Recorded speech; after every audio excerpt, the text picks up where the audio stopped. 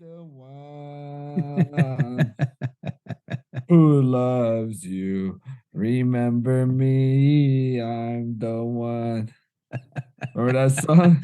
Remember me, I'm the one who Yeah. loves you. Oh yeah. Remember me. Oh yeah. I'm the one who loves you. Remember me.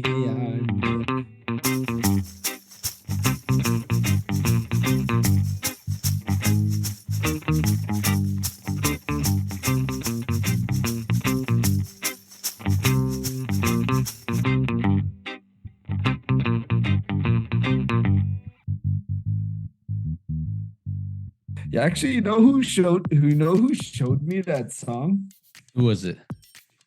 You would never guess. So that round dance song, you would never guess who showed it to me. Okay.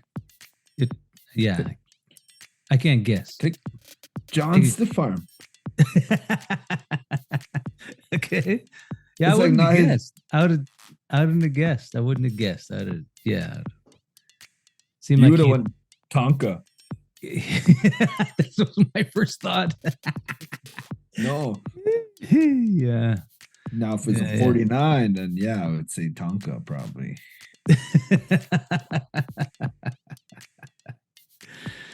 Yeah, man. Can you hear this? Mm-hmm. Hold on a second. I'm the one. All right. Can you hear this? Mm-hmm. No, I forgot to share the sound. God, rookie. What a loser. Let's see. Share screen. You gotta click on share sound. It's pretty easy. You just gotta do it. Ooh, I didn't know you could click on mono or high fidelity. I'm gonna do the high fidelity. Let's try it out. Now you can hear that, yeah? Let's see. Not this one. Not this one. Here's a round dance for you. That looks being recorded underwater.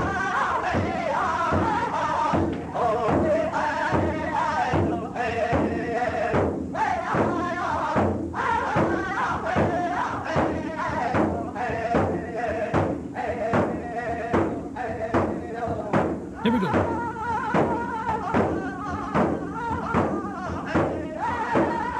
Oh, yeah.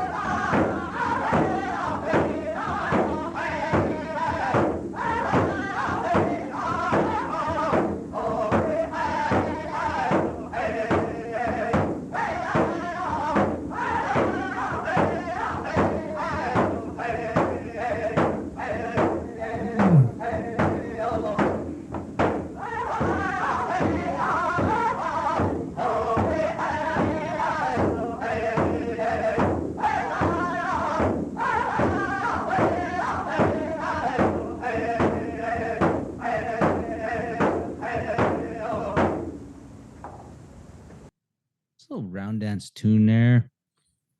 That's a bad tune, man. It is. Play it again. Okay. All right, let's play it again. Okay. Let me locate it. Wait. Wait. Wait. Wait. At the beginning. Oh. Okay, here it is.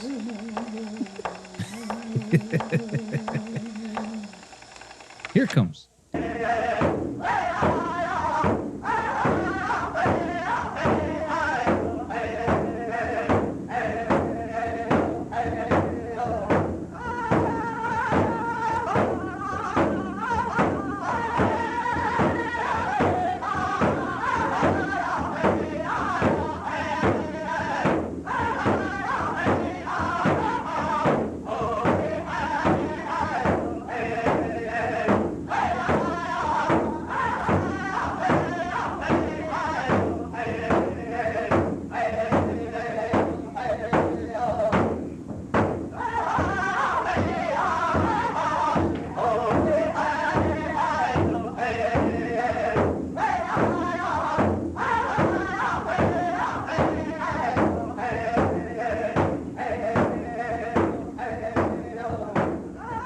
Oh, you're feeling it, man. Feeling it. Oh yeah, it's got the eyes closed. Not tight though. They're kind of flickering a bit. You know. You know that look. Yep.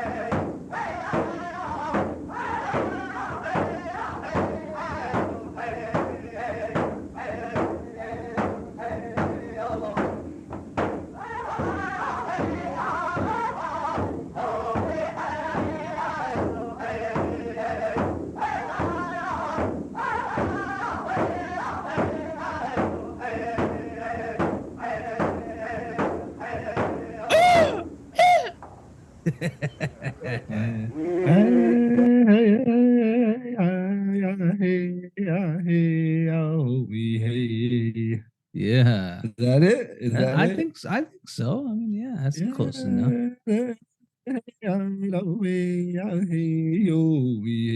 If not, that's a cool tune too. It is. That's a cool sound, man. That song. That Yeah. actually like I don't know where you got it, but that sounds like round dance songs that I want to sing. Yeah. Like Yeah. I've always wanted to make tunes like that, you know? Yeah. Yeah. Yeah. Never Smooth. could, but that kind of it's repetitive Yeah. Yeah. and it's smooth, you know, and it's like Yeah. you got your hand drums are sounding bouncy. Oh yeah. Your strum is sounding crack. It's got a crack to it. Oh yeah, yeah, that little crack. That sounds good. And then you got 6 to 7 guys, you know, maybe 8 dudes that Yeah. can sing and blend good. Oh yeah. And Oh, you yeah. start humming that tune. It's cold Oh. outside, and you just start humming it. And then the guy next to you is like, "Oh yeah," he kind of starts humming it, and pretty soon, 4 of you are humming it. And then the impatient singer, which is me, usually goes, "Sing it, start it." Yeah, yeah. Doesn't learn it. Doesn't Yeah, bother to yeah. learn it. It's like just start it. Yeah. But yeah, that And song when that song was playing, I could picture a fairly cold building, not a yeah. round dance, but like singing. Guys, like the boys got together, Yeah, yeah. and there's snow on the ground, but it's like that muddy kind of snow. It's not Oh pretty. yeah. Yeah, yeah. And it's Yeah, and yeah. Yeah. it's Keep going. This is quite poetic, you know. well, it conjured up quite a bit for Oh, me. conjured you. You're getting really Yeah. poetic. I'm gonna write this down. I'm gonna write this down Well- in my book of poems by Aaron. So A and it cold kinda- building. Well, say cold it. Say build- it. Say it in poetry voice. Let me get. Wait. Let's get the mood. Wait. Okay. Do it. Poetry voice. the round dance, the sounds of a smooth round dance song fills the air in a cold, wintry building on any given native community in the north. The Rocky Mountain region. Does it sound like a pamphlet? Yeah, I don't know how to be poetic. Come on, man! It turned into a pamphlet. I'm just saying. Okay, this is what I would say. Okay. That round dance tunes like that. Those kind of Yeah. I wouldn't even say they're like traditional round dance songs, but they remind me of nighttime. Yeah. You know, a song like that reminds me of nighttime. It reminds me of quasi-traditional people. Quasi. Well, you know what I mean? Like, Yeah, it's like just- people on the fringes who just like to sing tunes, and there's nothing Yeah. wrong with that, man. No. You got the guy who shows up with one guy shows up with a hand drum and a pillowcase. One guy shows up with a hand drum in the rope bag. Oh yeah, yeah. And then Yeah. one guy shows up with 4 hand drums and a maid Pendleton Ooh, bag. pro level. Yeah, and then you have 7 hand drums, but you only have 5 sticks. So you always got that one guy that can make a stick real quick. Yeah. Yeah. Take his sock off. And I kind of like that sound of hand drums that is a little more pingy and less cardboardy, you know? Yeah. Yeah. So I've always kind of liked that tune. And so you're talking like the Remo drum sound. well, but more natural. Yeah. Remo to me is like too like, oh my God, it's too much, you know. Yeah, yeah. You get 5 Remos, you can't even hear the song, you know.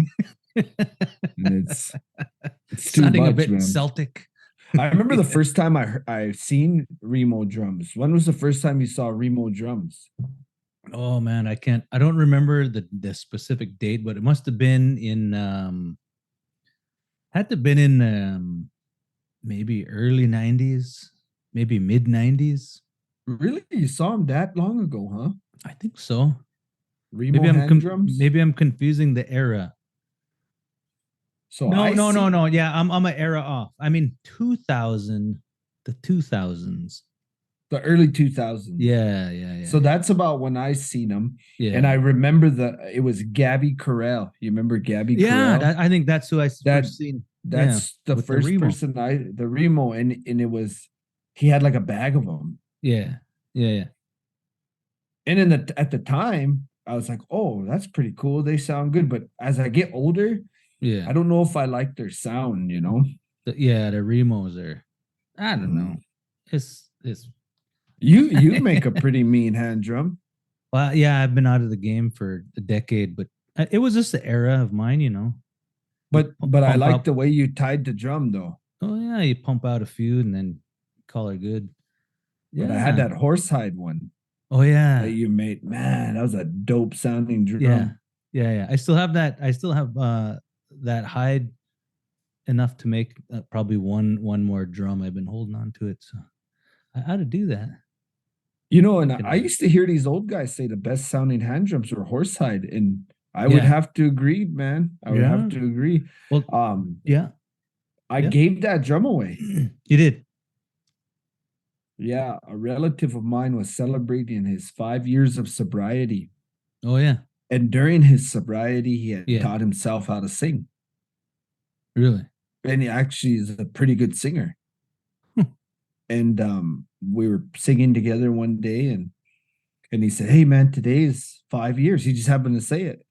And so when we got done singing, I had that drum, and I said, well, here, man, I'll give you my favorite drum. This is the best drum I ever had. Yeah. But that's the way you got to do it though, man. Got to do it, man. Got to do it. Got to do it. The moment called for it. And who am I to deny the moment, you know? That's right.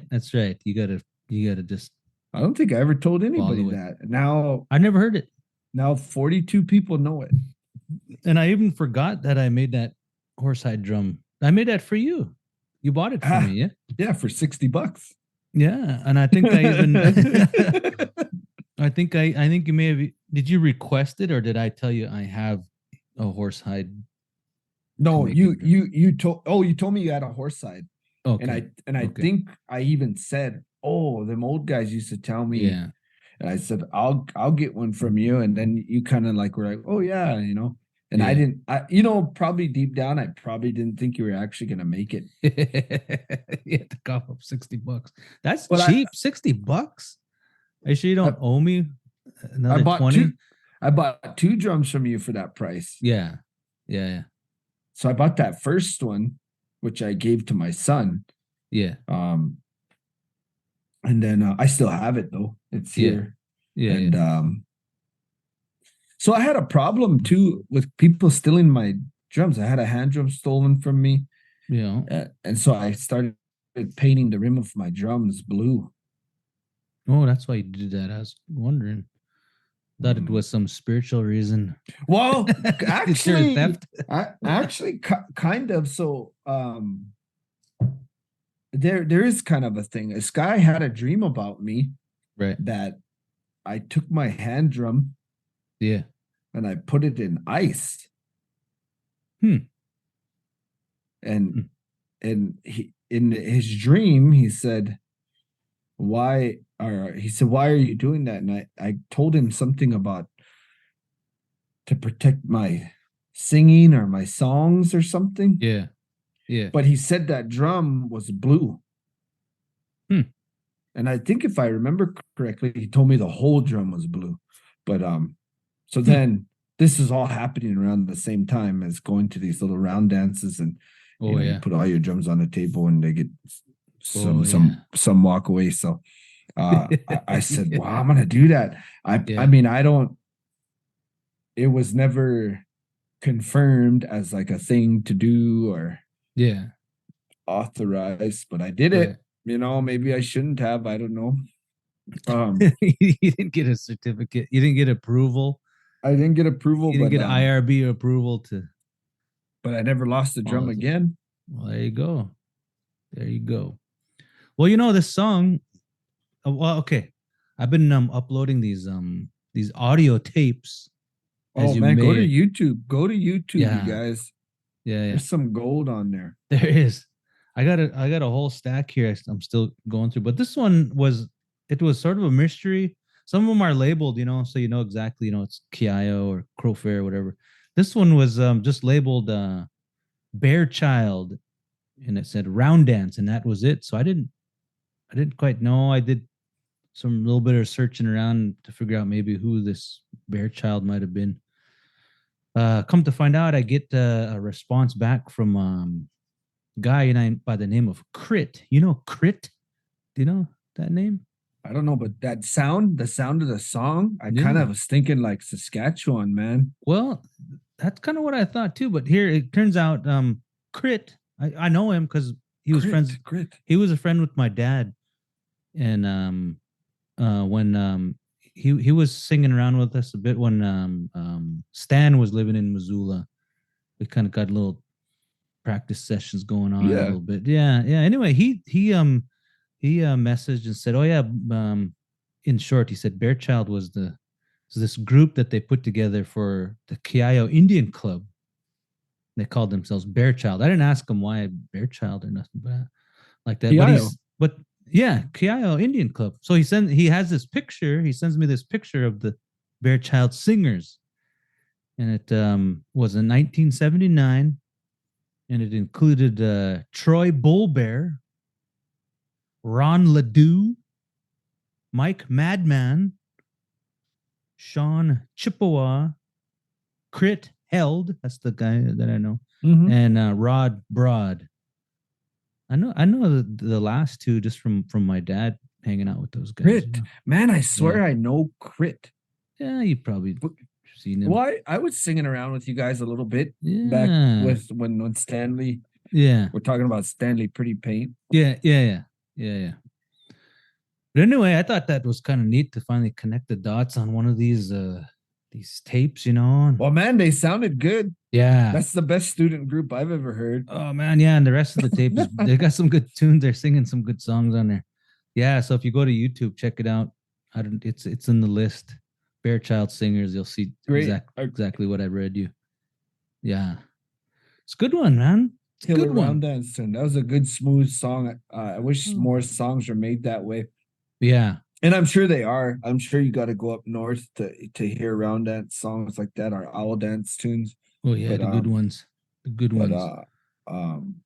Young Scout, or young scouts. They kind of make Mark Long John and them guys. And I never really knew them. I met Mark Long John once, but man, that sound. I love that song composing sound. Oh yeah. I also figured out all these other songs in our previous episodes, those songs I've been playing, you know, we've been trying to figure out. I finally made a connection where those are from. I haven't got the full details, but I reached out to some folks and sent them, you know, to listen to it. So I got the details on that, which is pretty good. But, awesome, man. But we're not here to talk about that, are we? We're not here to talk about songs. No, we are. What's funny is the people that have talked to me about our podcast, Yeah. that's one of the things is they say like you guys should talk about music more. And Yeah. they actually have said play the songs longer. Oh, really? I was wondering. Yeah. I thought I was playing them too long at certain points. I thought, wow, people may get bored of this. I don't know. I Let can them extend it out. Let them get bored. let them get bored. I All right. mean, I'll put a. I can put a longer clip at the what middle, like I what's the usually do. difference? What's the difference between 30 seconds and 45 seconds, you know? Not much. Yeah, not much. Like if it's a song that has starts in it, play 2 starts. I can do that. Because I feel like that's enough for people to learn the song. Yeah. Yeah. If Yeah. they want to learn a song, if it's obviously if it's Yeah. appropriate. Yeah. Well, Yeah. I don't feel like we're playing songs that are inappropriate. We're not doing that. So I don't think so. yeah, I don't think so so. music to me is always a fun topic because for one, I don't ever claim to be an expert at Yeah. Indian music, but I'm a fan of it, man. Oh yeah. Oh And I yeah. feel like a lot of people who do research on native people is often overlooked. It is. It's It is. underused. It is. I was I was reading this and I just come across it just maybe hours ago. I don't know how or why, but it's this it's an article written by some dude by the name of Todd Swanson, but it's in this it's sort of this off journal called the Journal of Religious Ethics. Ooh. And it sort of caught my eye because it says the weathered character. And it says envy in response to the seasons in Native American traditions. I don't know. It kind of caught my eye a bit, but I started reading it, and it said something in here that I thought that was pretty cool about specifically about singing. And if I could find it here, I'll read it to you. It's a good one, man. I mean, I don't know if it's good. It seemed to be telling. But anyway, so what this guy does is he's trying to figure out something about I don't know how Indians think, you know, in relation to non-Indians. You know, why don't they think alike? So he takes these writings by these indigenous people, Mm-hmm. in particular one from Colombia, from the highlands of Colombia. You know those people? I can't remember how to pronounce their the name of their people, but you know they live up high in the mountains. But this guy was saying that the goal of the moral life, according to this guy, is to develop a character whose sense of timing responds perfectly to the temporal movements of the forest. this gets to singing here, but that's his first thing. So this guy was, you know, he's not an educated dude. You know, nobody in that time was. You know, they didn't go to school. He just lives like a traditional person. And then so when he's talking about these things, that's what he says. He said, okay, yeah, moral life to develop a great character. The character responds to perfectly to the environment. Essentially, is what he's saying. Mm-hmm. So then he relates bad timing, bad timing. So like out of sync with the environment, as that is related to envy and gluttony. So essentially, he's saying you're doing something in a space and in a time that belonged to someone else. That's what gluttony is, and that's what he thought envy was. That kind of thing. Interesting. Then the singing part. Let me see here. Where is this at? Yeah, he says they're actually singing of the. I don't know. I can't find it fast enough, but I'll find it here. Let's see. Where does he say it? I don't know. Where is it at? Oh yeah, okay. So he's talking about some other person, someone from what do they call them now? They used to be called, or they used to call themselves, or somebody used to call them Papago. You know that tribe, Papago. I think that's how you say it. I'm probably where at? in the Southwest. Oh, Tona. Dona Odoms? Yeah. So a lady from there, he also talks about. You butchered that. I did. I'm sorry. I'm just not regional. All right. My non-regional diction is not very good. Anyway, let's see. What does it say? I don't know. I can't find this, man. I don't know where it's at. What was he gonna say anyway? I totally cut you off. Yeah, you did. Okay, keep going. But it's too late now. Okay, here it is. Here it is. Go ahead. Here it is. So this related to what I said.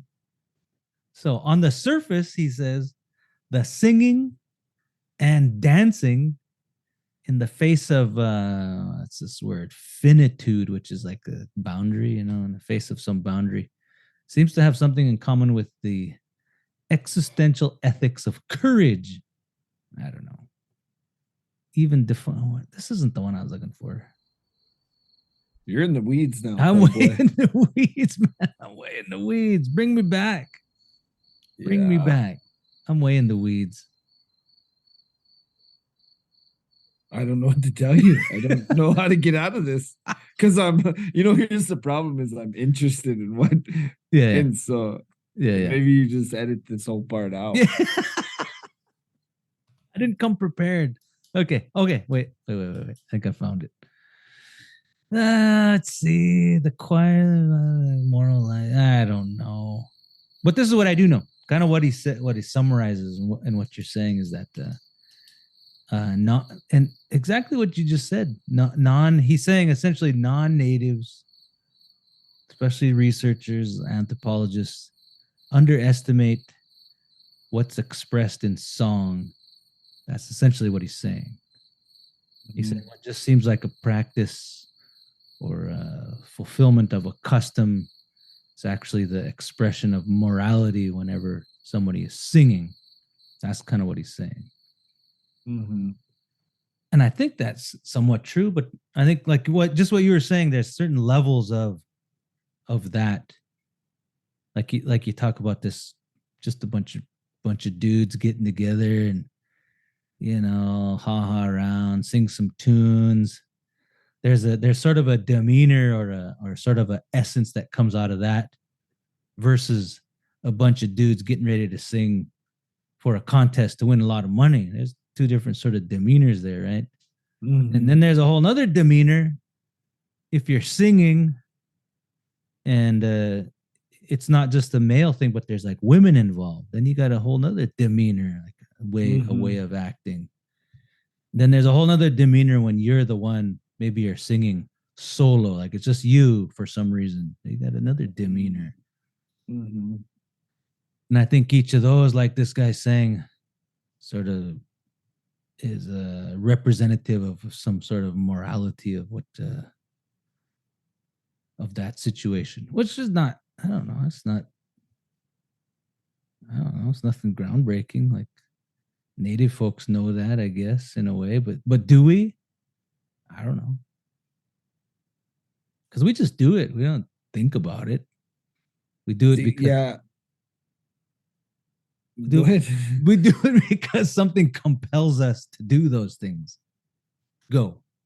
Do it. Yeah. I mean, yeah. I don't know where we're going with any of this, but as far as song, I do agree there's levels to singing. I do agree there's levels to demeanor and reverence. Yeah. I also feel like there's another caveat to that, which is in some cases, song accompanies something. Yes. And in some cases, song is the something. Yeah. So, for example, Jingle Dress Sidestep song accompanies a dance. Right. Agreed. But amongst the Ojibwe and their ceremony of the medicine dress, those songs hold a higher purpose outside of just accompanying the dance. They themselves are part of the power, I guess you could say. Right. And so like here's a thought for those that listen to us who has ever been in this situation.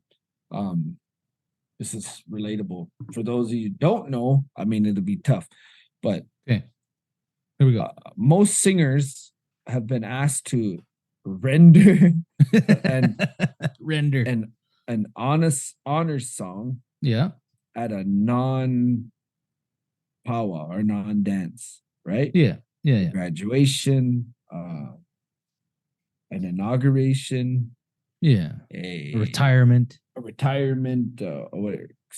Can you guys sing us an honor song? The beginning of a So then you go up there. You go up there. Yeah. And then you start singing, and then everyone stares at you. Yeah. Oh, the singer. Yeah. So then it begs the question of when an honor song is accompanying something of honor. Yeah. Who the hell are they supposed to stare at? So one time I got asked to sing for a graduation. Yeah. You told this story before. Solo, and I stood behind them. Yeah. Because then I thought, my job isn't, I'm not the thing. Yeah. Like, so don't look at me. Yeah. So then the song, at that point, the song's not even accompanying anything, or it's not even the thing. And in that case, it shouldn't be the thing. Yeah. Have you ever been in that situation where you're like, can you sing an honor song? And then have you ever questioned it and been like, well, what are we honoring? What is it? Yeah. What is it we're honoring? Yeah. If it's me, then I'm not going to sing my own honor song. It's show offy. It becomes show off. It just seems like. So like when they do graduation songs, like, okay, they should sing a song while they walk in, or they should sing a song while they give out the roses or whatever. Yeah. Or they should, it's just weird to me when you're just standing there singing a song and everyone's like staring at you and they don't know what they're supposed to do. And yeah. I wonder when did that sort of change? It's performance, right? It's performance. The honor song today, at least in those circumstances, is performance, because the song is not.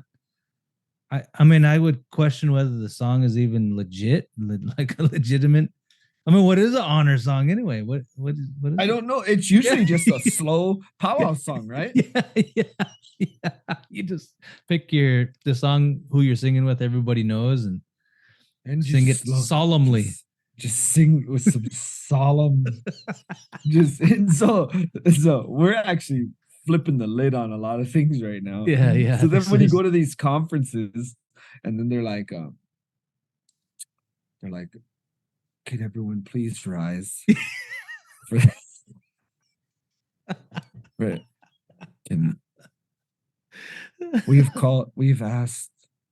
We've asked Medicine Whale singers to be here. and the Intertribal Coalition for the Spirit of the White Buffalo.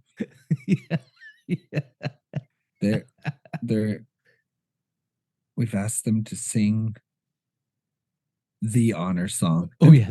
How about that one? The honor song. Yeah. The honor song. and it's at the conclusion of the honor song, we've asked community leader Shandin Pete to start us off in a good way. Oh yeah, always in a good way. With an invocation. I've never heard Native people, never heard Indians say invocation. Then all of a sudden, when we go to these things, it's like, It's an invocation. I'm gonna invocate before we eat. Yeah, can we Oh. invocate? Like I don't know why we do this. Why do we do this? Why do we like adopt these like weird man, dude? We're like calling some stuff out right here. It is a call out. I mean, it has to be, right? We're in the age. This is the era of the call out. It has to be. It's like a time of change. So now, so we grew up in the honor song era, right? We did, yeah. And our childhood was really the invocation era. That's our childhood. Oh yeah. So we hit seeped deep in the ribbon shirt. Ribbon shirt, Not skirt. That wasn't a thing yet. No. So even ladies had ribbon shirts. How about the ribbon vest? Oh God, yeah. That was quickly replaced with the Pendleton vest. I don't know when, but yeah. And thank God, right? Thankfully. So, and they're always weird colors like yellow and red and black, and like orange, teal, like all, and they're like in the same color scheme. But so then now what young people what we saw the end of, or what in our early midlife, I guess what we're seeing is now the land acknowledgement. This is the era of the So then so now when we go to meetings, we got to deal with all three. Oh God. Meetings, conferences, we got to deal with the invocation, honor song. Wait, let me write these down. Okay. Honor song, invocation. Land acknowledgement comes first. Is that right? I would say the land acknowledgement comes first. Then you hit them with the honor song, and then you hit them, and by now you're an hour and a half in to the opening ceremonies. Yes. Oh man! And what's the difference between the remark? Because there's remarks after the invocation, opening remarks, which is. You're right. There's opening remarks. There's opening remarks. Okay. We're planning a conference right now. We're planning opening remarks. We're planning the medicine. No, we're planning the Sacred Wheel Circle of Research conference. Let's put hoop in there somewhere. Oh no, we're the sacred hoop of holistic research international conference of First Nations. Oh no, of TEK. TEK, yeah. So that's our conference. Okay. Not First Nations though. We got to go broader. Indigenous. You're right. Indigenous. You're right. Good call. So what is it called? So we got the whole day planned actually with the land acknowledgement, honor song, invocation, and opening remarks. That's the whole day. Oh, then now we're right back to praying for the food. Oh yeah, that's up to lunch. We're up to lunch. Pray for lunch. and for lunch you got to find a Lakota. Like that's the rules. You got to find a Lakota Sundance leader. No matter what you're in. No matter, dude. Remember when we went to Phoenix for that geoscience conference and they were doing UPIC stuff? Oh yeah, they were doing UPIC stuff. In Phoenix, Arizona. Yeah. And I said, I wonder how the local people feel about it. So then, in which our food being served is sandwiches with LaCroix drinks. So no Indians even want them. So, and those weird funky chips, like those real thick. chips, and kettle chips or something. These kettle chips, whatever they're called. So then that's what lunch is. And of course, at assigned seating, the tables are assigned. So, all right, okay, we got half the day planned, dude. That's lunch, and then plenary session. Plenary. Oh yeah, the panel. Should we go panel? We should do panel first. Oh. Let's go panel. And let's make sure that the panel is just everybody introducing themselves. And then we run out of time. Well, that's a given. That's the way a panel is. Isn't that the standard format? Yeah. So the panel will be 5 people from very, very different parts of Indian country Oh yeah. speaking on like Yeah. pressing issues in Indian country from a native perspective. Yeah. Yeah. Or something more specific, like a native grassland, grass seed. No, dude, that's the perspectives. plenary session. Oh, that's the plenary. Okay, I got it backwards. Okay, yeah. Okay, so the panel is just native issues, Yeah. pressing issues in Indian country Yeah. from a native perspective. Okay. Yeah. Inland management. So and you got to make sure like it's like two people are involved in land management. The other person is an educator, and then you got the Indian lawyer. You got to have the Indian lawyer. Yeah, you got to have one of them. Then you have a random councilman, which typically they don't know what's going on. So you've been hitting some meetings, I can tell. So yeah, you've been hitting some conferences. You know these two, dude. Don't put this on me. I don't know, man. Then we have a 15-minute break, which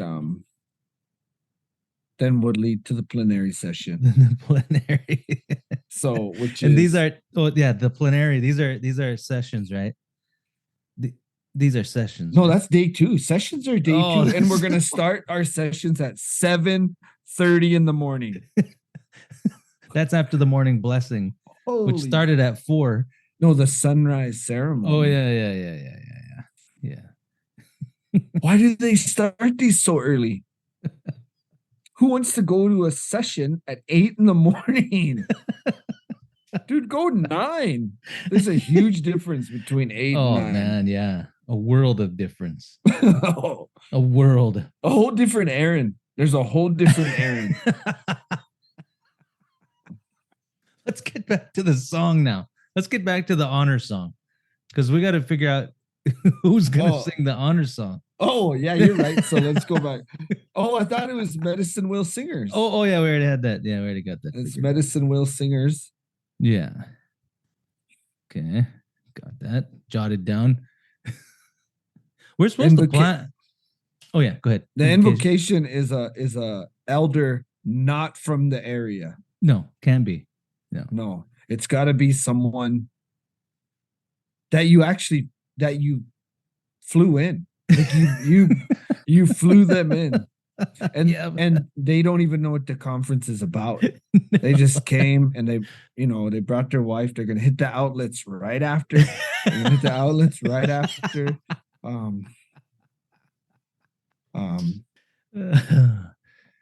They give keep going.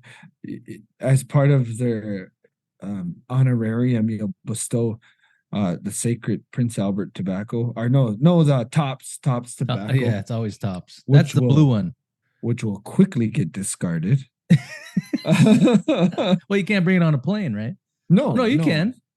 Can you? Yeah, you can. You can bring it on a plane. No, the light blue one is Bugle. Oh, that's Bugle. Yeah, that's the second choice. Bugle. Yeah, second, because Tops comes with rolling papers. Yeah, give the bugles to the singers. Yeah, that's it. Yeah. You'll pay the guy to come and pray. You'll pay him $500. He bought his plane ticket, got him a hotel room, and gave him 3 days per diem. The drum group, which there's 7 of them, you gave them some tobacco and you fed them lunch. Yeah. Gave him 1 day registration if they you gave him watch the plenary to a session of your choice. I've been on all facets of these. I've been on the prayer side. I've been on the honor song side. Man. I've been the keynote. I've been the plenary. I've been the panel. Yeah. I've been the spectator. All of it, man. I've never done the registration table though. You ought to pitch in. You want to make some changes, man. Get on the committee. What's the registration table for at these things? Register? I don't know. Like, what are you registering? Print your badge, and give you the bag with the notebook and the water bottle. I think that's it. And the pen that's in the water bottle. Oh yeah. Rattling around in there. They put the pen and the paper, like the stationery, in the water bottle. And then what else? Oh, the 4-sided highlighter thing, the square, the triangle, the 3-sided one. It's pink, yellow, and orange. You know what I'm talking about? I do. Yeah. I have one probably sitting out here somewhere. Yeah. Okay, back to the song though. That's good. I mean, we're trying to plan. Yeah. We're trying to plan a conference. The Honestly, tribal research specialist. yeah, We'll call it the non-conference conference. yeah, it's got to be. So how would we change that? So first of all, let's go back. We're Land gonna play acknowledgement? this. We're gonna Okay. play. Let's play go down this. the list. What? Okay, land acknowledgement. Who's Okay. doing the land acknowledgement? Well, no, I mean, if you would change it, how would you change it? Just opening remarks. Okay. No Which is land just- acknowledgement. No honor song. Are you gonna do a land No, acknowledgement? no, I'm not, I'm honestly asking you. And I agree. So I agree. I always feel like I'm not against land acknowledgements. What I'm against is reasoning for them and then how they're scripted. Yeah. So like Yeah, opening remarks should be somebody come up and say, "Hey, thanks for coming, everybody. Remember, this is why we're here." Yeah. And just Yeah. before we get started, man, let's thank such and such tribe for doing their thing and helping us out. Yeah. And of course, we acknowledge that this is where we are, and Yeah. and we're doing our best to respect everyone's beliefs. But Yeah. because of where we are, if there's any protocols needed, we're gonna default to these people because this is their Aboriginal land. Aside from Yeah. that, it's gonna be pretty basic.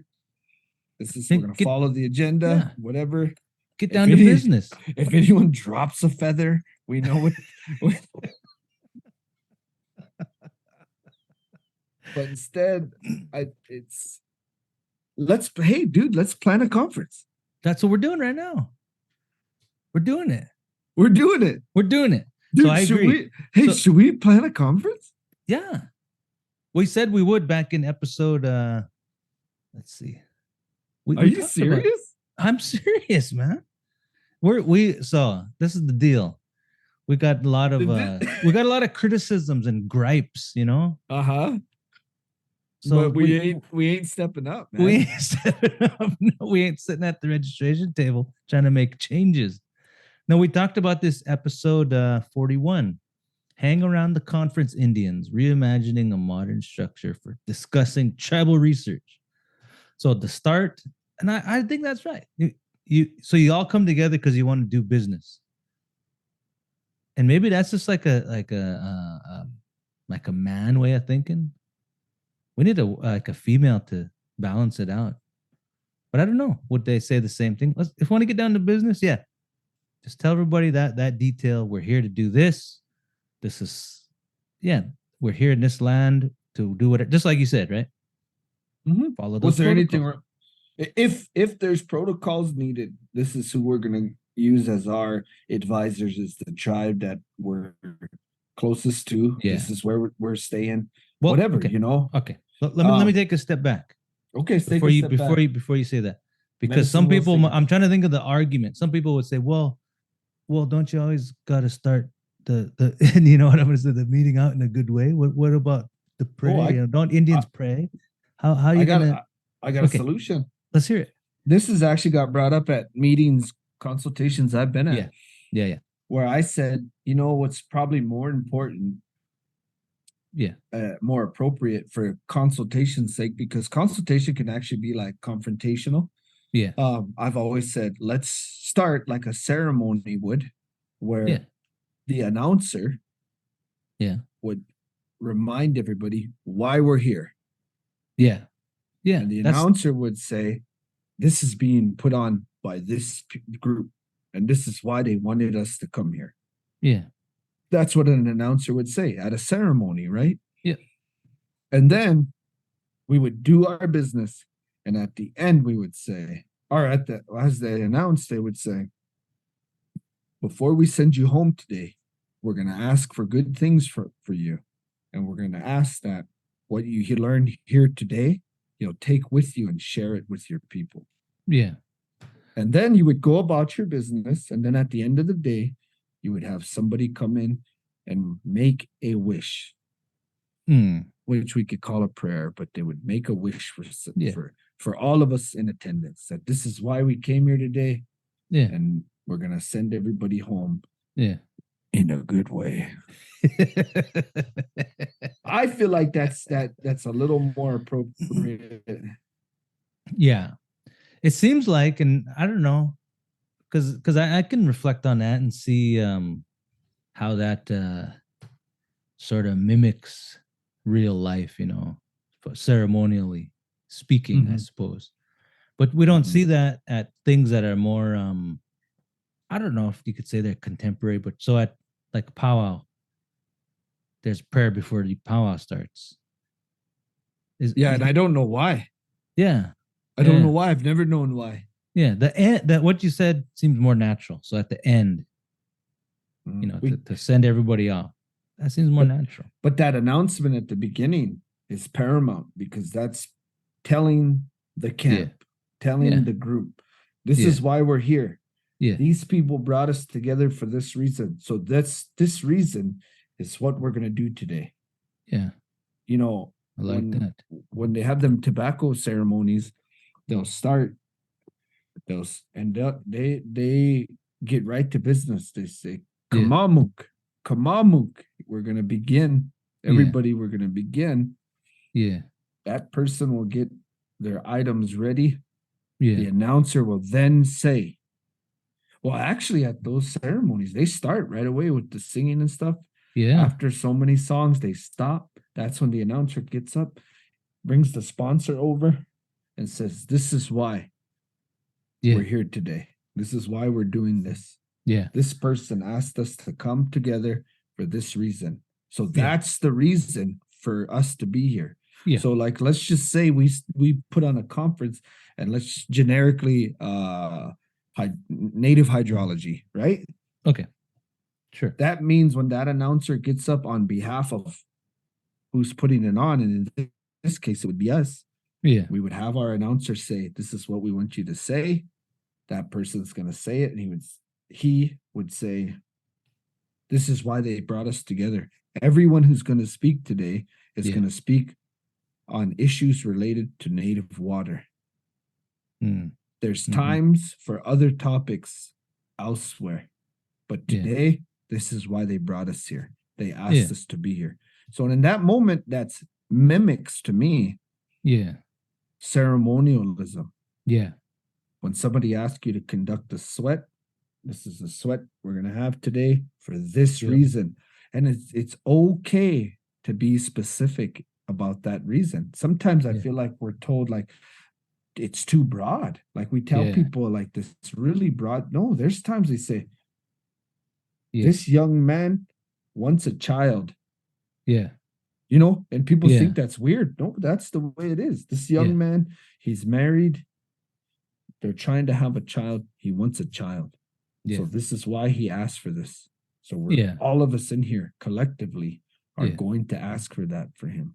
Yeah. It's real specific. Yeah, it's real specific, or it has no reason at all. You're just there. It's one or the other. Yep. And then sometimes there's just as much power in the ritual of it. Right. I came here today and I built my fire. I put in the rocks. We got the sweat ready. The act of it itself is ritual, and there's something to it, right? Yeah. And in those times, it's just like, hey, we had a good week. Yeah. We're gonna have a sweat. Yeah. Let's just hope that it continues. Yeah. So our conference should mimic something of that nature, that there's a domain. This is the domain we're talking about. And this is what everyone in that meeting. So to me, it can still follow the format that everyone's used to. Sessions, speakers in the front, everything. Sure. But that initial kickoff, like the framing of it. The framing of it. Yeah. That's badass, man. It is. Well, it's like that. It's like what you hear often is, this has already been prepared for us. You hear that? That's kind of like what you're saying. Like when you go take a sweat, it's not just you show up and there's wood that's split there already, and you have nice rocks and the thing's already built and everything's. But there's a lot of work that went into that. Maybe years and years of preparing, building up, getting things Mhm. ready, making things work just right. It's already been prepared. Mhm. Yeah. So And that's why it's important for those people coming. So when yeah, those people come to sit in that lodge yeah, and participate, it's also out of respect for what just happened. That yeah, person came 2 hours before, yeah, cleaned the sweat up, got the yeah, blankets ready, lit the fire, yeah, got the fire ready, got it ready, yeah, brought the rocks in, yeah, prepared the water, all of that. yeah, That when those people came, it's also out of respect for that act. yeah. They did this legwork. So now we're going to come so we can use the blessings of this lodge. Mm. Had Mm-hmm. they not do that, I would have been home sitting there. Right. And Right. Yeah. so it's Yeah. the same thing. If we hold these topics dear, Yeah. these topics of research, these topics of regulation, land management, Whatever. geosciences, Yeah. whatever it is, if we hold these topics dear and we want to give them the proper attention, Yeah. maybe we should start conducting ourselves in an authentic way where Yeah. instead of doing this like fake, let's have the flag song now, like, and that you've asked that some people to come in and it's like, yeah, that's cool. And I get it. That's a sign of respect, but also for those who are participants in their Yeah. belief, if you made that announcement, if you said, this is why we're here, this is Yeah. what we're here to do, they would relate to that. Yeah. They would relate to that. You go to Fort Hall, you go to the Sundance, the same thing happens. That announcer reminds them. And in Yeah. some cases, it's the same person running it. Reminds, this is why the lodge was built. These are the sponsors. This is why we're doing this year. Mm-hmm. Blah, blah, blah. You go to the medicine dance, you go to jump dance, you go to the seven or the bells, that Right. religion. You go to peyote, you go to anything, Yeah. and they Yeah. announce. Yeah. Sets the tone. Mhm. Sets the tone. And like you said, oftentimes that is accompanied by singing, generally speaking. Mhm. It is. But not just anything, not just any old song. It's something in particular. Some very Specific. specific for the moment, to gather, to call attention to, or to begin something in a way that's accustomed. So how do you bring that in though? That does that seem to cross the boundary, like to bring something ceremonial into something that's non. How about this? Not How not about this? Okay. How about this? We All right. this might only work if everybody involved is minfolk, but maybe not. Maybe you can kind of Okay. maybe the day before the conference starts, Mm-hmm. the people putting the conference on, in this case us, Yep. maybe the people we've invited to guide us or whatever. Yeah. We go to that place where we're gonna have the conference, Yeah. and we smoke. The men folk. Yeah, I mean, I think there's a role for the women and all that. I don't know how we would work that out, but there's a way. But we would smoke. We would say tomorrow, our Yeah. thing's gonna start. Yeah. Yeah. So Yeah. we want to make sure everything's right. We want people to travel here safe. We Yeah. want people to leave here safe. We want Yeah. people when they speak that they're heard. Yeah. When they speak, it's done in a way that's appropriate. Yeah. So we're gonna smoke about it, and we're gonna smoke right here where it's gonna happen. See, at some of these ceremonies that I know about, the day Yeah. before they'll smoke there. Oh yeah. Yeah.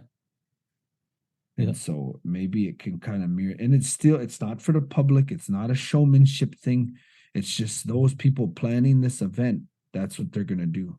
And maybe it'll set people in the right space, like we say, this is why Yeah. we're here. We're Yeah. not here now. Once we start this conference, it's not about putting ourselves in the front. Our job Yeah. now is to provide a venue in which these topics can Yeah. grow. So Yeah, that's yeah. it. That's what we're doing. So you're saying we couldn't charge for the pre-conference event? The pre-conference smoke. The pre-conference smoke. I mean, we could. No, I'm just kidding. A premium, yeah. A That's pre- for of course, that's for the silver medallion that's for sponsor. the white buffalo members. There are 4 colors to the sacred If you're buffalo. So yeah, if you're just in the sacred hoop category, yeah, you got to get mm, up into that white buffalo category to yeah. get the pre-conference discount. Yeah. Discount. I'm sorry, ma'am. You purchased the Turtle Island package. No, I think you're onto something. But this is the thing that I'm somewhat concerned about is that idea of crossing over. Well, I don't know, crossing over ceremonialism into this thing. But if it's not that thing that I think of as like a conference, Yeah, but then it but don't matter. Then it don't but matter. Yeah. but think of this in the old days. Yeah. Not Yeah. even the old days, the 50s is so still going on, even Yeah. on your reservation. Yeah. 70 years ago. Somebody would come to your home, a family would come to your home and visit, right? Yeah. A meal was prepared, Yeah. coffee was made, Mhm. and it was common for men to sit and smoke together. Yeah. Let's smoke. We'll talk. Yeah. I came here to talk to you about something. Let's smoke about it. And Yeah. they would do it. They would visit. They would tell. Sometimes it was a serious thing. Sometimes it was, I know a story. I'm going to tell it to you. I want to hear your version of it. Mm-hmm. Simply that, right? Yeah. Or my son here, he wants to start being a jockey. You Yeah. used to be a good jockey. So we're Yeah. going to smoke and I want you to talk to him. Yeah. Simple things. And it happened Yeah. pretty natural to the point where, like, if you brought that up to most people, they probably wouldn't even recognize it as something ceremonial. Right. They're like, oh, yeah, I remember when my uncle used to come over or whatever.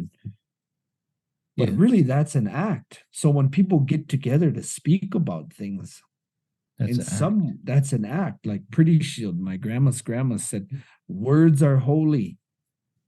Be careful with them. Yeah.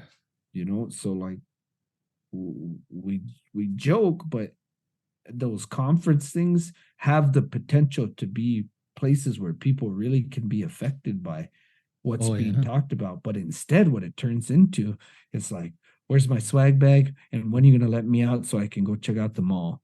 Yeah. And that's cool too. Like I kind of feel like that's part of it too. Yeah. That's still a part of it. You got to allow for people to do that. Some people don't get vacations. Some people don't get days off of work, like in the traditional sense of getting time off. Like I know my job, Tipple, it's like it never really ends. Yeah. So sometimes when I go on a trip, I might have an afternoon to go do something fun that I normally won't get to do. Yeah. And so experience the area. That's part of it. Even if it's a mall. Yeah. Mm-hmm. Yeah. I think we could call it a conference, but really it might be something else. It might not be. Yeah. Maybe it might be identifying. So like, let's go back to our water idea. Yeah. Maybe now collectively, you and I will identify people that we want to hear what they have to say about water, and we'll invite them. And then maybe this get together is just for a select few. I don't know how it would look, but it's possible to say that you could do something like that. You can. I think there's some there, and you might just call it you don't want to call it a talking circle, but that's familiar. Everybody knows it. Yeah. That's I don't know. We don't want to do that. No, I see. I mean that's not too out of the ordinary to invite people. That's essentially what these conferences do, right? The people put proposals in to say this is what I want to talk about, and a committee looks at those and say, yeah, this fits, this doesn't fit. But I think we wouldn't do like a call for papers or no. Call for posts. No. What we would say is like, I think for us, because we do have a bias in research, you and I, like we have a certain way we want to talk about Native people. So we would have to identify those people that reflect our mission. Yeah. And I know people are going to say, well, that's bias and all that. Well, don't come. Yeah. This isn't mandatory for you, you know? Yeah. If you like our brand of topic and you like our brand and our approach to how we do things, Yeah. then this might be the thing for you. And that's not in a confrontational way. That's just in a not everybody thinks the way we do, and that's all right. Right. I just like to make fun of them.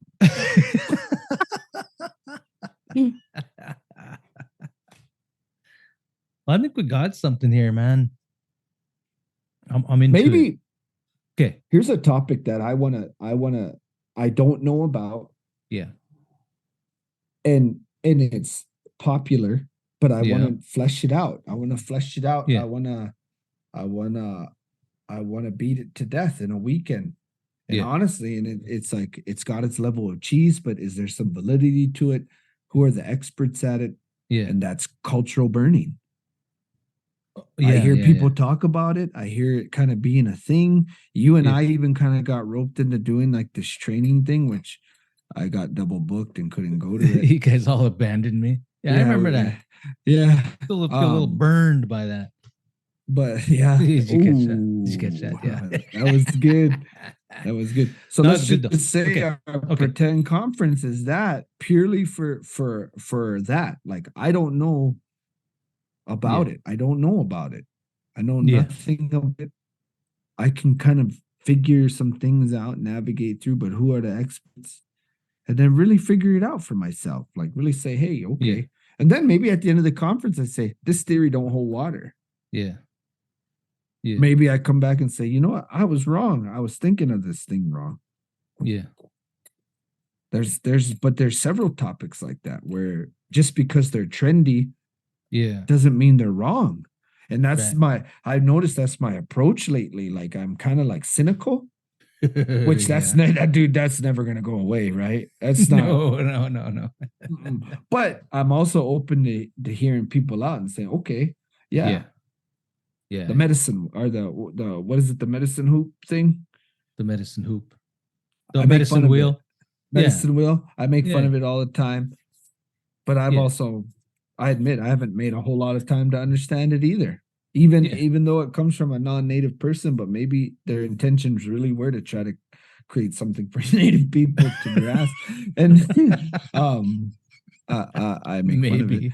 But, maybe I don't know, but like Maslow, right? Maslow kind of got his pyramid of whatever he calls it, hierarchy of needs. Hierarchy of needs. He kind of stole the idea from the Blackfoot painted teepee, right? And so I'm trying to understand things like that, you know? Yeah. Go deeper into things, like try to like, I'm gonna make fun of them, and I hope people who listen to us know, like, I'm gonna continue to make fun of things, but that doesn't mean I'm not open to understanding them. I make fun of myself all the time. So, well, you know what I like to see in this hypothetical conference that or whatever it is that we're thinking of is argument, disagreement. It has to happen, man. We're so afraid. Even if I go to a conference and I disagree with whatever's being said in this conference, I don't want to say nothing because I feel like I'll hurt somebody's feelings or destroy their ego to where they give up. Even if I said it in a tactful, persuasive way, there might be some sort of repercussion. So we get timid and we're afraid because of the response, and maybe even the manner in which we challenge ideas is not. We don't quite have that yet, but I don't know how to bring that in, that debate. The true native debate of things. So I brought this up at a consultation this summer in Wheatland, Wyoming. We're with the energy company where I said right in there, and actually caused kind of a firestorm of issues for me, and I won't get into details there, but I said right away, if you are uncomfortable with being in awkward situations and saying things that people need to hear, then this isn't the job for you. And my statement was taken as divisive. I wasn't trying to be unified. And so here's my counter to that. When I Yeah. was told, and I'm sure if you brought topics up like this, it would be the same thing. Well, we want to unify. We're trying to unify people. We want to bridge the divide. All that. Here's my thing. I don't. What is the thing we always hear? We're 500 unique tribal nations. Yeah. Yeah, we're unique. Yeah. Different Let us thoughts and be, ideas. yeah, let us be unique. Yeah. And so I'm not Yeah. against, I'm not against anybody. I'm just for who I am. I'm a Yeah. Crow Indian, and Yeah. why do we got to take second place? Yeah. And so when you say that, people take that as like, well, you're not for me. Of course I'm for you. I'm never going to be a roadblock to you. I'm never Yeah. going to be a roundabout for you. I'm going to get out of your way and let you do what you got to do, and I'm going to support you. But at the same time, I got to worry about my stuff, right? Yeah. And so Yeah. to me, research is the same thing. So when you take a topic or you take a method of research, Yeah. it can't grow unless you criticize it. And people Yeah. take that as you saying it's worthless. I'm not saying it's worthless. I'm saying it had to be there. Yeah.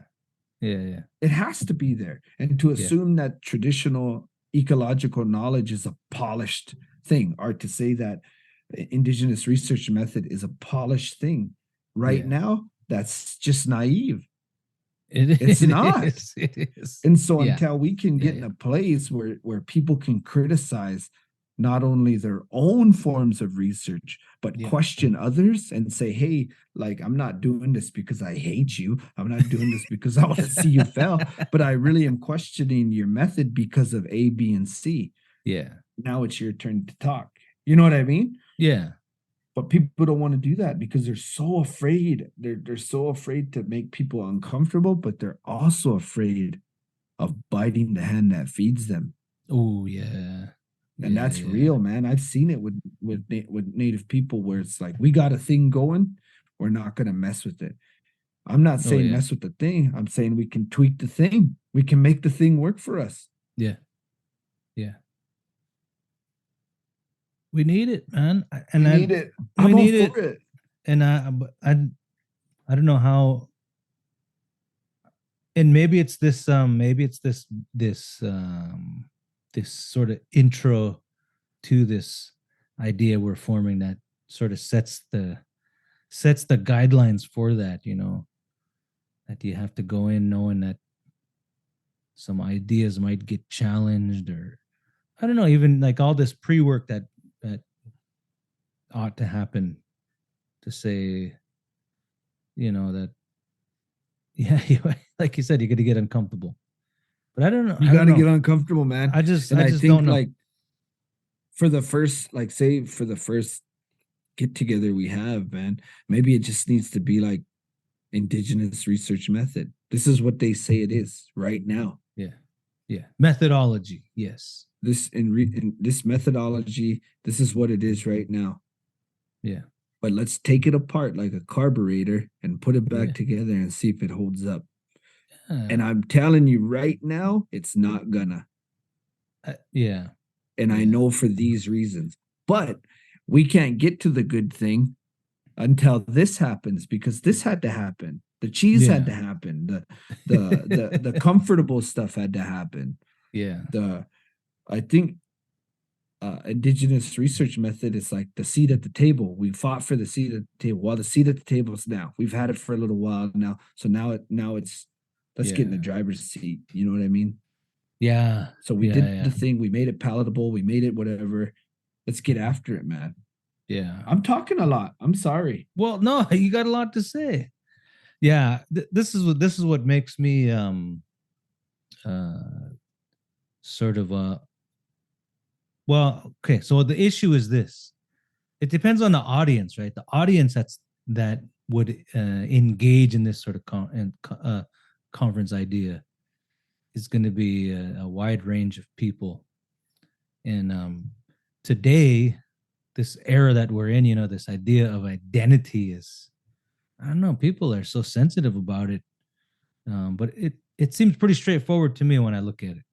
That's how I But look at it too. but one of the issues is it seems, and I might be off on this, and this is where I think this sort of conference would, or idea of meeting would be helpful. This is what I see, is that the narrative of what indigenous research methodologies is largely driven by, and we've talked about this before, the non-practitioner. Mm-hmm. So there's a lot of stereotype, romanticism, things that aren't quite practical, that maybe not reflective of modern tribal process. And I think if that's challenged, people get a bit sensitive, especially those who are maybe reconnecting with their identity, and this is the pathway they've chose to reconnect, is through research, through employing a research methodology that appears to be guided by an indigenous approach. Yeah, that's going to be hurtful, man, to them. And but why should I care? Yeah, why should I care? It has to be said. But it'd also be hurtful to me. It might be me. But what if I do this whole thing and then it's like, you know what? I'm the one that's wrong. What if you comes out like, no, Shandin, like, no, you started out maybe they're right on this, but you're wrong on this. And I think that's what people need to do. We need it. Yeah. We can use it. We can get researchers to say, our land managers, our people who implore a method of with Native people, we can say, use this as a springboard to challenge your way of thinking to make it better. Yeah. So we can say, whatever your topic is, whether it's cultural burning, whether it's native hydrology, or, you know, like indigenous approaches to fill in the blank. And then when you come to find out, it's like, well, what am I doing? And is there a time for it not to be indigenous? Yeah. Like, you know what I mean? Like, that's the important one. Chemistry's chemistry, dude. Like, and maybe it's okay not to put a feather on it this time. Indigenous approaches to shoe tying, like, what? Oh, dude, come on, like, man! It's just tying a shoe. Like, we want your perspective, and it's like, we don't. All I do know if we do something like this, it's no living in two worlds. Shit, yeah, no, one world. It's one world, man. This is the world we got to deal with. One world order. Yeah, and also, man, here's a thing this is a hard-nosed episode, man. Yeah, we're getting it all out. It's therapeutic. I feel it is, man. It feels good. So, like, I feel us as Native people need to right the ship again. We need to, like, go back to ground zero. And in research, our in-field sciences, you have a datum. Yeah, and that everything drawn from that datum. Yeah. And maybe for us, in the world of research, our people who are on the fringes, the satellite people, we have to be reminded every once in a while what that datum is. Yeah. The difference is now we're going on 3 to 4 generations now of Native researchers. So it's at this point where we got to say it's us who has to self-govern. Yeah. The researchers. Yeah. Because now when we reach back to the datum, which is our culture, our languages, our ceremonial life, for some people it's not there and it's not as accessible anymore. So now it's up to the researchers to self-govern. Yeah. But that also means people got to hear stuff that they don't want to hear. Because if we're really trying to affect and infect Indian country in a way where this research benefits tribal people, because right now it doesn't seem like it benefits tribal people. We have to remind them and I'm not, that sounded really self-righteous just now, but it's not up to me to remind them. But I think we have the machismo. Okay. To go forward with it. I think people, here's a controversial thought. I don't think that we're the first people to think of something like this. No, I don't think so. But we might be the first people that are willing to do it. Maybe. We'll see what happens. Maybe. Because I'm going to talk myself out of this whole thing. It sounds like a lot of work. Sounds like a lot of work, man. There's like-minded people out there. There is. Like you said, there is. and that are and there's also people that are not like-minded but are willing to listen and willing to try and give things a chance. I don't give people enough credit in that regard. It's kind of presumptive of me to think, oh, people will get their feelings hurt. Who am I to say that they will? Maybe they won't.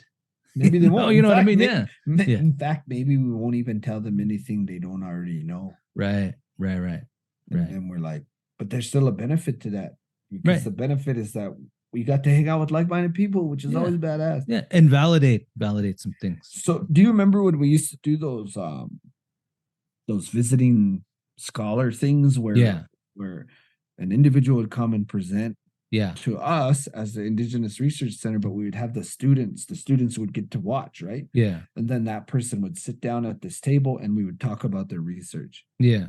Maybe that's what it is. Maybe that's all it is. This conference is just saying people will volunteer their topics. Yeah. I like that. I like that. I like that setup that we did like that. It was cool, huh? Seemed to make sense. Yeah. Share some worked. Things. Yeah. It was fun. Yeah. And we were able to sort of challenge lightly the things that we were thinking. Mhm. I thought yeah, man. So maybe that's all it is. It's like, hey, because we don't want to, obviously I don't know anything about chemistry. I don't know anything about string theory. So like we would have to invite certain topics, right? Yeah. That we feel comfortable talking about, but it would be us along with other people. Yeah. And we would just people would volunteer their topic, their research topic, to present in front of us with an audience. And by them volunteering, they're telling us they're open to hear our suggestions and our criticisms. If they don't want that, they don't have to volunteer, and they just not even there. But we invite people to come and participate as audience members and as witness. And you even said that. You said that at one of those things. Your job is to act as a witness. Yeah. And so, which is important. That's also Vital very role. native. Very vital role. Oh my gosh, you're right. We're gonna do it. And we're gonna do it now. I think we just come up with it. I see the start of it. It's like the thing we did. That's the start of it. Maybe a one day, maybe half day. Start small. Test it out. See if we can get people to argue and what are you thinking of? What and or resolve?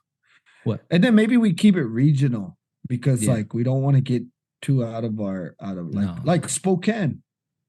Yeah. Let's do it in Spokane, where you're close enough to the plateau folks, you're close enough to the coastal folks, you're close enough to the plains folks. Or do it like or Bozeman. Bozeman's spendy, man. It's like super spendy. Okay, not Bozeman. But I mean, Warland. It would go over well there. It would go over well. Yeah, it would. Oh yeah. We piggyback off of the School of Anthropology, the American Studies program. Yeah, it could happen. But we could also do it in Pocatello, Idaho, man. Yeah. Here's the pitch then. Okay. We need some dough. We need some cash. Well, we started GoFundMe. Naturally. Man, we would need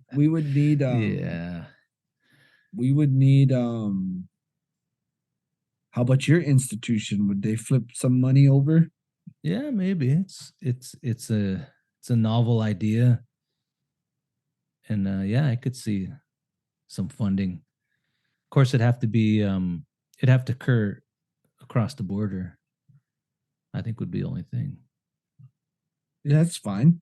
Yeah. Calgary. We do it in Calgary, Lethbridge. We could do it in I don't know if I want to go to Vancouver, but that's where you're at, right? That's where I'm at. No, you're in Victoria.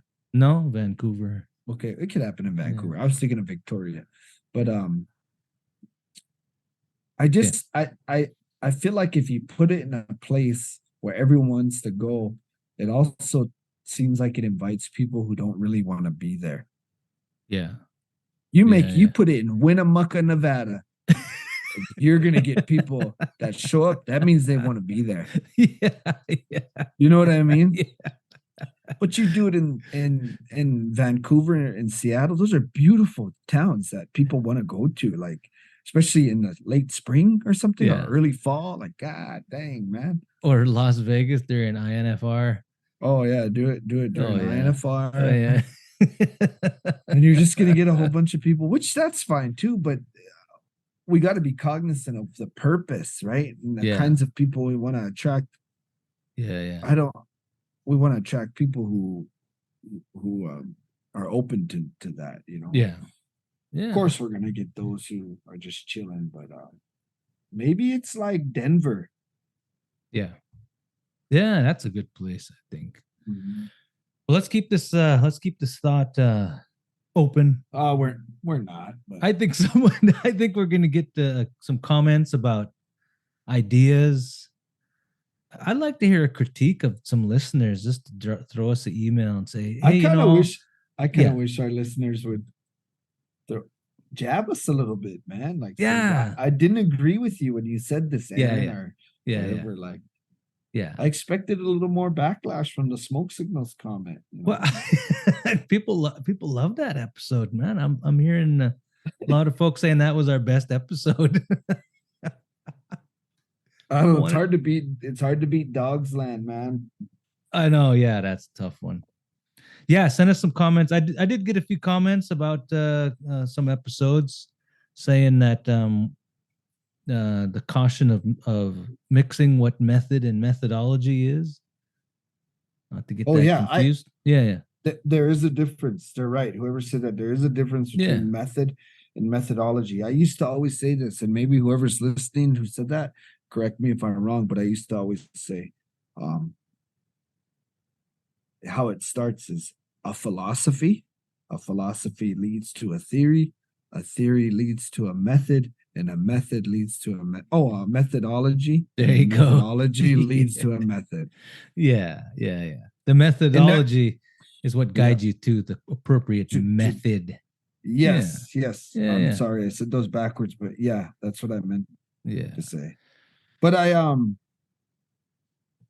when we had the research center, I used to say that, I don't know if you remember this, I would say IRM to me is still just a philosophy. It's a research philosophy. Yeah, I agree. And I've been sort of through the past couple years, 5 years, I've been jotting down some characteristics I think that are definitive of that research philosophy, I think. And we'll talk about that one of these episodes, but for now, shoot us an email, let us know your thoughts and ideas about this emerging idea. That'd be cool, man. And correct us too. I want to hear that.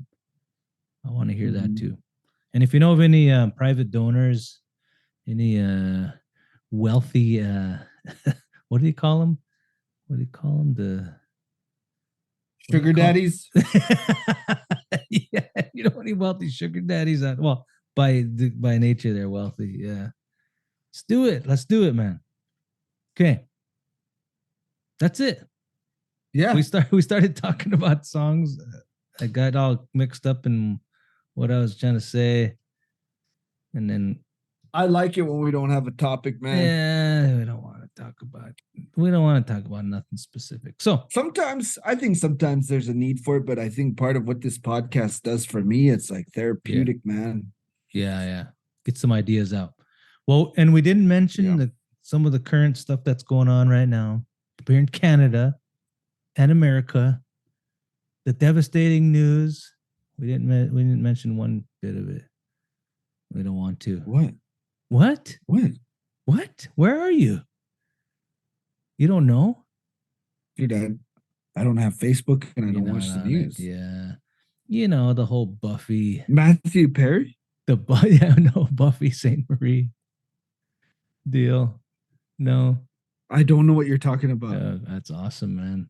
Now we can't end it. Live in a rock. No, you go Google some things, and next episode we'll talk about it. Oh, dude, I don't want to talk about Buffy St. Marie. I don't either. She's not native. Yeah. Is that what it is? Yeah, she was outed as a pretendian. Oh, dude, if we're gonna start that, then Yeah. whatever, dude. Yeah. We don't Whatever, I dude. don't You know how many want pretendians there are? to. This is Dude, nothing leave new. folk singer alone, dude. Let's That's funny because I didn't know. I just said it. Um, I'm gonna say it right here. It doesn't bother me one bit that Buffy St. Marie is not a native because, for one, I doubt she's making calls with tribal people. I doubt she's sitting in ceremonies and Yeah. holding rites. I'm more worried about these scholars, these guys who claim to Yeah. be something and they're not, and Oh, then yeah. they want to run native studies departments. They want to Oh, run yeah. they want to run like indigenous philosophy departments. They want to publish on behalf of Writing this, books. Oh, writing yeah. books. And it's like, I don't care if you're non-native and you do native research and you do work with native people. Just tell me that. I'm okay with it. I don't need you to be something you're not. I'm not going to pretend to be something I'm not. I'm a smart ass Crow Indian kid that hung out with the Flatheads for a lot of times. I listen to punk rock and reggae, and I love round dance music. You know, and I talk shit. That's what I do. Yeah, that's a big issue. We haven't really addressed it too much. Anyway, look on your Google some things. Get it figured out. Whenever I am away Oh, from yeah. you, I always get those love sick blues. Dude. Wasn't it it was the going back to it was she sang that song with Edmund Bull, remember? Oh. Back to Canada. I don't know. Anyway, I don't want to talk about Darling, don't yeah, cry. yeah. And she would hit her guitar, remember? Oh, yeah. Oh, yeah. Anyway, let's wrap this. Who? You don't have to. Yeah. The whole Buffy part you could take out. Yeah, it's dumb. It's dumb, dude. It's dumb. 60 years later, find out what everybody suspected is she's a fake Dan pretendian. Dude, let's out native gospel singers, dude. Come on, man. Let's do that, dude. Let's get the native Pentecostal singer a scene a run for its money. Yeah.